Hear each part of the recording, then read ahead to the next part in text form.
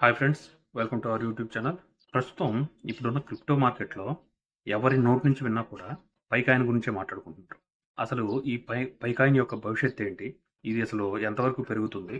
Minimum $5 వరకు వెళ్ళటానికి ఎంత టైం పట్టే అవకాశం ఉంది? ప్రజెంట్ దీని గురించి అయితే మాట్లాడుకుందాం.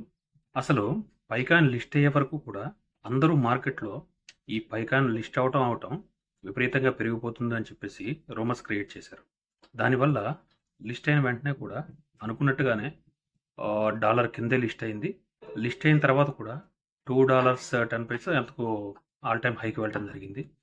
అనుకున్నట్టుగానే వెళ్ళింది. కానీ ఏదైతే బైనాన్స్ లిస్టింగ్ అవుతుంది అది ఇది అని చెప్పేసి అందరూ అనుకున్నారో ఆ లిస్ట్ అయితే అవ్వకపోవటం వల్ల గ్లోబల్ మార్కెట్ కండిషన్స్ వల్ల కూడా అక్కడ నుంచి విపరీతంగా ఎంతైతే ఫాస్ట్గా పెరిగిందో, అంటే ఎందువల్ల పెరిగిందంటే బైనాన్స్లో లిస్టింగ్ అవుతుంది అని చెప్పేసి చెప్పిన రూమర్స్ అందరూ నమ్మి విపరీతంగా దీంట్లో పెట్టుబడి పెట్టారు.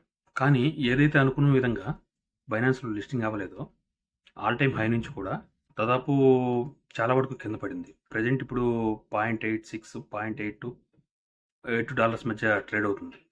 ఎలా పెరిగిందో అలాగే కిందకు వచ్చింది.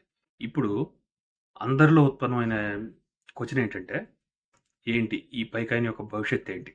ఇది ఫ్యూచర్లో పెరుగుతుందా? అసలు ఇదంతా స్కామ్ అంటారా అని చెప్పేసి అందరూ ఆలోచిస్తున్న విషయం. అసలు అనుకున్నట్టుగానే బైనాన్స్లో కానీ ఇది లిస్ట్ అయ్యి ఉంటే ఇప్పటికే $5 నుంచి $10 వరకు వెళ్ళి ఉండేది.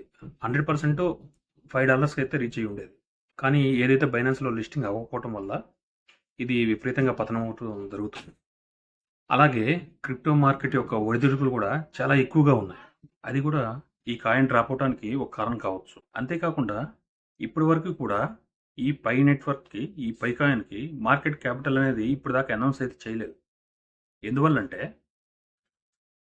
ఇప్పటి వరకు ఏదైతే కాయిన్స్ ఉన్నాయో దానిలో 20% పై కోర్ టీం వారి దగ్గరే ఉండటం జరిగింది. మిగతా కాయిన్స్ యొక్క వాల్యూ తీద్దాము అంటే ఏదైతే ఈ కాయిన్స్ ఉన్నాయో మైన్ చేసి పెట్టుకున్నాయి అవి ఇంకా మైగ్రేటెడ్ అవ్వలేదు. అందరికీ అన్వెరిఫైడ్ లిస్ట్లోనే ఉన్నాయి. అవన్నీ వెరిఫైడ్ అవ్వలేదు.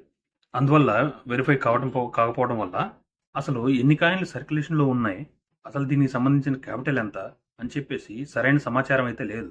ఇది కూడా ప్రైస్ డ్రాప్ అవడానికి ఒక కారణం అయి ఉండొచ్చు. అది క్లియర్ కట్గా ఉండుంటే ఇప్పటికే బైనాన్స్లో లిస్టింగ్ అయితే అయ్యి ఉండేది. అది ఒక కారణం అయితే, ఇంకొకటి ఇప్పటికీ కూడా క్లోజ్డ్ మైన్ నెట్లోనే ఉండటం జరిగింది. ఈ పై నెట్వర్క్ అనేది క్లోజ్డ్ మైన్ నెట్లోనే ఉండటం జరిగింది. ఒక విధంగా బైనాన్స్ ప్లాట్ఫామ్ దీన్ని లిస్ట్ చేయకపోవడానికి కారణం కూడా అదే అయి ఉండొచ్చు. ఈ పైకోర్ టీం వాళ్ళు ఇది ఎప్పుడైతే ఓపెన్ మైండ్ లోట్లోకి తీసుకొస్తారో అప్పుడు బైనాన్స్ కూడా దీన్ని లిస్ట్ చేయడానికి అనుకూలంగా ఉంటుంది కంపల్సరీగా. అందుకని ఈ పైకోర్ టీం వాళ్ళు దీన్ని ఎంత తొందరగా క్లోజ్ చేసి verified balance, unverified balance verified బ్యాలెన్స్లోకి తీసుకొస్తారో అప్పుడు మనకి ఈ క్లోజ్డ్ మైండ్ అంతా క్లోజ్ చేసి ఓపెన్ మైండ్ నెట్లోకి అంత బ్యాలెన్స్ అంతా రావడం జరుగుతుంది. ఏదైతే కాయిన్స్ ఉన్నాయో అవి మొత్తం మన వ్యాలెట్లోకి రావడం జరుగుతుంది. అప్పుడు మొత్తం వెరిఫైడ్ బ్యాలెన్స్లోకి వెళ్ళిపోతాయి. అప్పుడు కోర్ టీం వాళ్ళు కూడా దీన్ని ఓపెన్ మైండ్ ఇట్లా లాంచ్ చేస్తే ఈ పై నెట్వర్క్ సంబంధించి మొత్తం అంతా కూడా ఆల్ సెట్ అయిపోతుంది. అప్పుడు ఏదైతే ప్రాబ్లమ్స్ చూపిస్తున్నారో ఈ బైనాన్స్ కూడా ఈ కాయిన్ లిస్ట్ చేయడానికి ఛాన్స్ ఉంటుంది.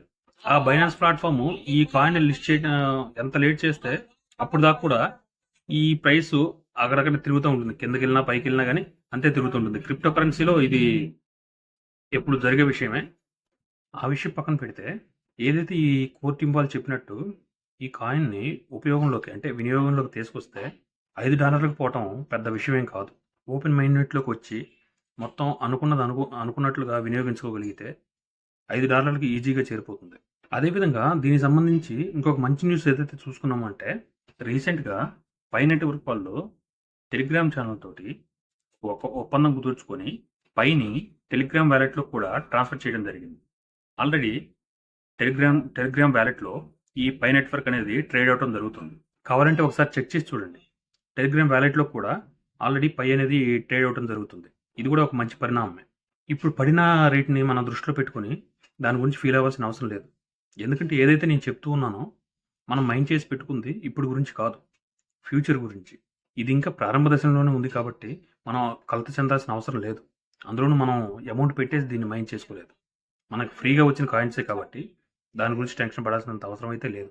వీళ్ళ సిస్టమ్ని డెవలప్ చేస్తూ ఉన్నారు కాబట్టి అది డెవలప్ అయ్యి మనకి ఏదైతే వీళ్ళు చెప్పారో మనకి ఏదైతే ఇప్పుడు క్లోజ్డ్ మైనెట్లో ఉందో ఈ కాయిన్స్ అన్నీ కూడా వెరిఫైడ్ బ్యాలెన్స్లోకి వచ్చి ఓపెన్ మైనెట్ ఎప్పుడైతే మనకి ఓపెన్ చేస్తారో ఇది అనుకున్నట్లుగానే పైకే వెళ్తుంది, కిందకైతే రాదు. అందువల్ల దీని గురించి ఎవరో కలత చెందాల్సినంత అవసరం అయితే లేదు. ఏదైతే మనం అనుకున్నామో ఆ 5 సంవత్సరాల్లో కంపల్సరీగా మనం అనుకున్న టార్గెట్స్ని రీచ్ అవుతుంది. దీని గురించి నెగిటివ్ ప్రచారాలు ఎంతమందిని చేయొచ్చు, కానీ మార్కెట్ ప్రకారం మార్కెట్ నిపుణులు ఏం చెప్తున్నారో మీరు కూడా ఒకసారి ఆ న్యూస్ ఫాలో అవ్వండి. ఆ న్యూస్ ఫాలో అయితే మీకు దీని గురించి ఒక అవగాహన అయితే వస్తుంది. అంతేగాని ఎవరో నెగిటివ్ ప్రచారం చేశారని చెప్పేసి మీరు తొందరపడి ఏ నిర్ణయాలు అయితే తీసుకోవద్దు. ఇది భవిష్యత్తులో కంపల్సరీగా అందరినీ కూడా కొంచెం ధనవంతులుగా చేయడానికి అయితే ఛాన్స్ చాలా వరకు 100% ఛాన్స్ ఉంది. మీరు కూడా ఒకసారి దీని గురించి ఆలోచించి దీని గురించి ఏం సమాచారం ఉందో సేకరించి దీన్ని మీ అబ్జర్వ్ చేసుకుంటూ ఉండండి. Thank you friends.